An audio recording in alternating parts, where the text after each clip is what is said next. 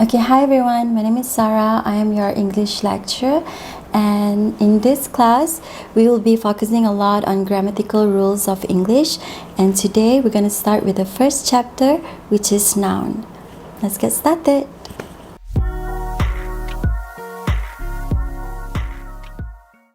Okay, so let's start with the first chapter, which is noun.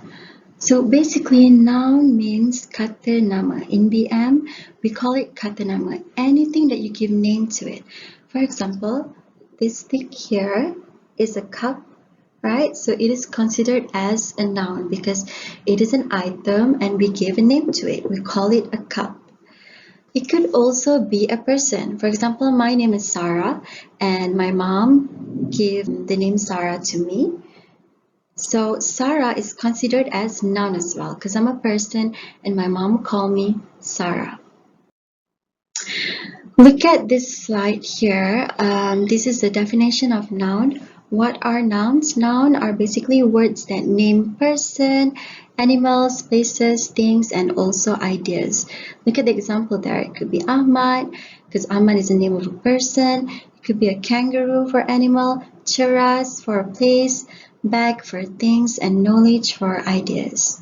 Okay, so here are the three types of noun that we're going to look into today. The first one is proper noun, the second one is common noun, and the last one is abstract noun. We're going to focus on proper and common noun first because this one is a lot simpler. And then after you have understood these two, we're going to jump into the harder one, which is the abstract noun. Let's get started. So let's start with the first one, proper noun.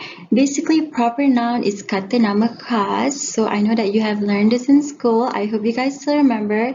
Even if you don't worry about it. We're gonna look into it so that you will understand. So basically, proper noun is kata nama khas, special names of people, places, things, and also animals. When I say special, I want you to focus on the term specific. For example, when we talk about people, we can just talk about people in general. But when I say Ahmad, it is someone who is specific. I am currently talking about Ahmad, not just anyone in general. So when I say Ahmad, it is considered as proper noun or kata nama khas because it is specific and special.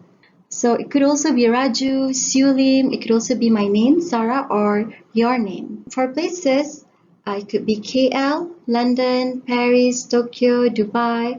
It could also be Cheras, Selangor, or even Setapak. And for languages, some examples are Malay, Mandarin, Arabic, and Cantonese. So I hope you can see here when we talk about proper noun, we are addressing nouns that are specific. Now try to find one proper noun in this sentence here.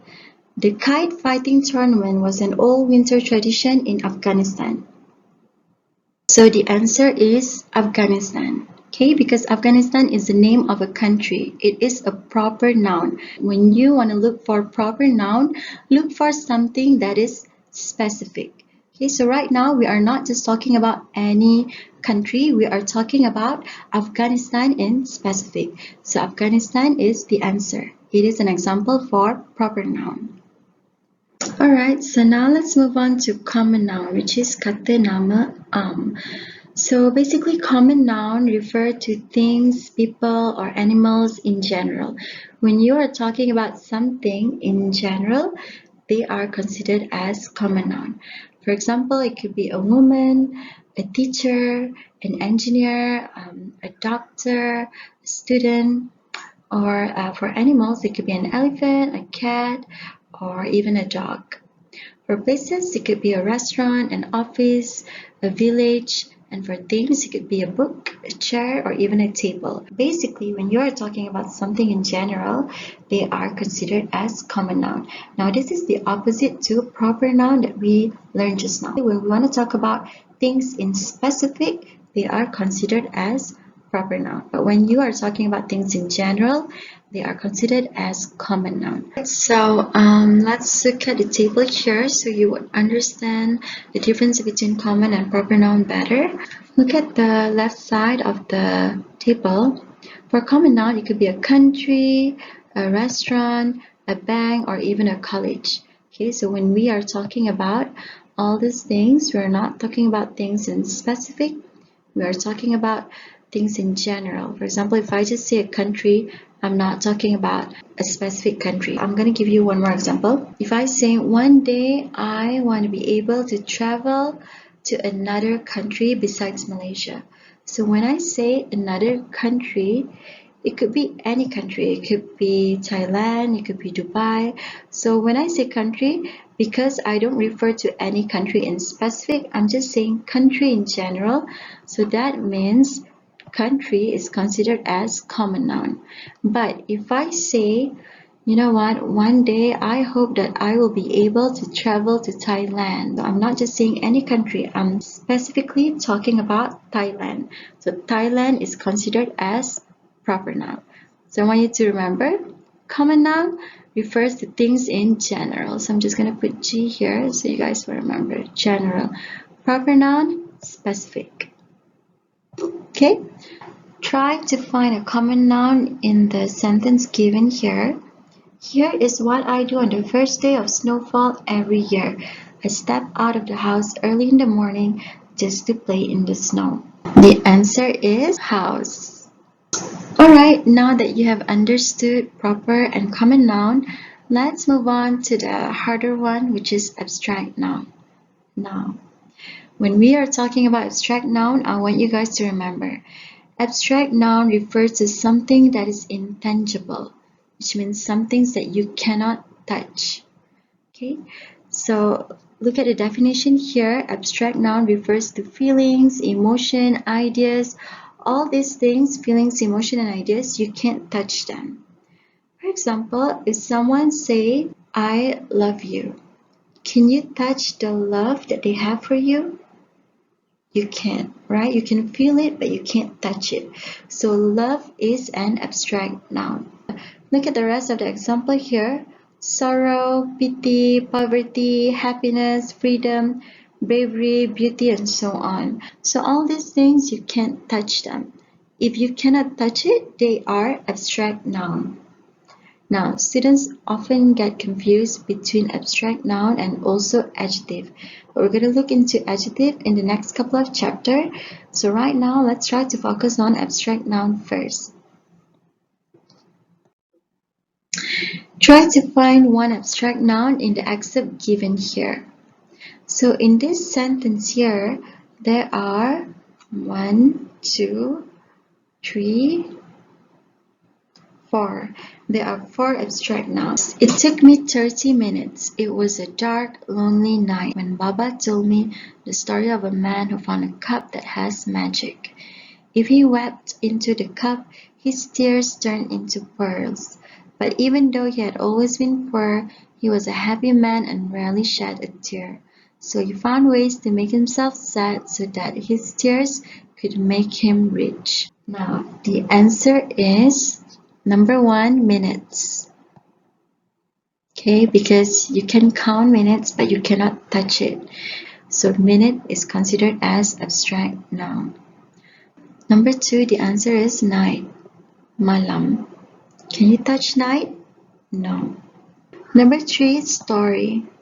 You can tell someone a story, but you cannot touch the story. So story is also an abstract noun. And number 4, magic. You can show people your talent, you can do magic, but you can't touch it. Okay, so minutes, night, story, and also magic are the answers. Now, sometimes students would tell me the answer is, they would say dark, lonely, poor, happy, rich, and also sad. Sometimes students would also answer tear. Let's go through this one by one so you would understand why all those things in green are not abstract noun. So let's go to tear first. Tear means tangisan ataupun air mata. Can we touch tear? Of course. Whenever you cry, you can take a tissue and wipe your tears, so they are not abstract noun. What about dark and lonely? Now, dark and lonely, they are actually adjective, kata sifat. An adjective, it describes a noun. Kata sifat dia menceritakan tentang sesuatu noun. And the noun here is night. So dark and lonely is describing the night. So dark and lonely, they are adjective, kata sifat. They are not noun. Poor, sad, rich, and happy as well. Okay, poor and happy. Happy is describing the word man here. So man is a noun. So happy is an adjective. Rich, sad, and poor as well. So I hope you are able to differentiate between abstract noun and also adjective. Another tip is for you to translate it in BM. For example, dark means gelap. So gelap is an adjective, kata sifat. It is not an abstract noun. But if you say kegelapan, that one is an abstract noun. So in English, it will be darkness. So when you translate in BM and it has ke and an, usually, if they have that, ke and an, then yes, probably it is an abstract noun. Look at happy here. Happy and also happiness. Happy means gembira, happiness means kegembiraan. So ke and an, kegembiraan is an abstract noun. So happiness is an abstract noun, but happy is just an adjective. Poor as well. Poor and poverty. Miskin dan kemiskinan. Sad and sadness. Sedih and kesedihan. So whenever it has ke and an, it will more likely becoming an abstract noun compared to just sad, poor, happy, and rich. So what you can do is if you ever get confused in exam, try to translate it in BM. If it has ke and an, then you are probably right. They are abstract noun. Now let's move on to forming singular and plural noun. Basically, singular means one and plural means more than one. If it's hard for you to remember, you can remember singular as in single. So singular, single, one. Plural means more than one. Okay, usually in the English language, whenever you want to form a plural noun, you just add s. Look at the first example here. Okay, boys, books, trees. Whenever you add s, people know that they are in plural form. Maksudnya banyak boys, banyak book, and banyak trees. Well, sometimes we add es. Okay, and this usually happens when the word ends with sh, ch, x, or o. Look at the example here, brush. So you add es, brush will become brushes because brush ends with sh here, sh. Match will become matches, box will become boxes, and potato will become potatoes. Now words that end with f or fe, for f you just add s, but for fe usually you change it to ves. Look at the example here, chief will become chiefs, just add s. Cliff will become cliffs. Life will become lives. You change the fe to ves, lives. And thief will become thieves. Okay, word that ends with y, sometimes you just add s, but sometimes you change it to ies. Now here, these two are the example of the word that just add s, keys and attorneys. But these are the example for words that change it to ies. Okay, for plural form, baby will change it to ies. Company, companies, ies. Some words we change the spelling. Kita tukar dia punya ejaan. Man will become man, woman will become women. The pronunciation is women. Goose will become geese, just like your teeth. Satu gigi, tooth. A lot of gigi, semua gigi, teeth. Mouse, tikus. Kalau banyak will become mice. For example, if I go to the dentist and I want to say that I have a toothache. Okay, satu gigi je sakit. I have a toothache.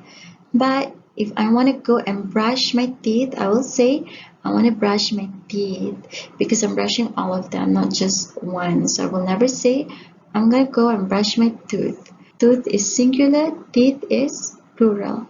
Now some words, they stay the same, nothing happens to it. Sheep, deer, offspring, and also fish. You will not add s here. Okay, whenever you see a sheep, if you see a lot of sheep, you will say, I saw some sheep over there. I saw some deer at the zoo. We never add s here. Why? Because usually this animal, they live in a flock. They live in a group. So whenever you say you saw some sheep, people already know that you don't just see one sheep. Logically, there are a lot of sheep. So you don't add s to it. Deer as well. Offspring. I know that sometimes you hear people saying fishes. Well, that is grammatically wrong. But sometimes people do say fishes when they are talking about different species of fish. But if you're just talking about like a pond where there are a lot of koi fish, you can just say, I'm gonna go and feed the fish. You do not need to say fishes because that's wrong. So look at the example here: boy, boys, tree, trees, bag, bags, bottle, bottles, book will become books. So this one is a common version of plural form. You just add s. Like I said just now, words that end with sh, ch, x, and also o, you add es. So these are the example for words that end with f and also fe. Here are the example of words that end with y. These are the ones that change spelling, and these are the ones that stay the same. So try to do this exercise here. You may Google things up, okay, for you to know whether they add s or they add es or they change it to ves. Basically, just try to remember the rules that I taught you just now. And the more you read, the more you will know, because you will eventually bump into this word and then you will understand. You will eventually just automatically know that, okay, the plural form of orange is oranges. So try to do this one and submit the exercise by the end of the chapter. Now, let's go into the last part of the chapter, noun, which is the countable and also uncountable noun. Countable means boleh dikira, uncountable means tak boleh dikira. Now, basically, countable noun have plural forms, which means you can add s, es, ves, you can change the word. But uncountable nouns do not have plural form because you cannot count it. So there's no point of adding s to it. Look at the example there. Oranges, cars, books. These are all example of countable nouns. So you can see you can add s there. But uncountable nouns like sugar, water, soup, sand, and oxygen, these are all uncountable nouns. You should not add s to it. Okay, you can never say sugars. Can you guys add some sugars in my tea? That is wrong. We will never say that. Okay, so this is the exercise for countable and also uncountable noun. So let's do this exercise together. Countable and also uncountable noun. So basically, time is considered as uncountable noun. Number 1, time. Time is uncountable noun. Books, countable. You can count them. Sugar, uncountable. Milk, uncountable, unless you say a bottle of milk, 2 bottles of milk. But just milk, uncountable. Pens, countable. Hair, can you count your hair? No, you cannot count it. If you try to count your hair, you will spend the rest of your lives. You cannot count your hair. So hair is uncountable. Chairs, countable. So continue on your own. I hope you are able to determine which ones are countable and which ones are uncountable noun. Alright, so that's all for today. If you have any questions, you can just email me. I'm gonna put my email here, and I hope to see you in the next chapter. Bye!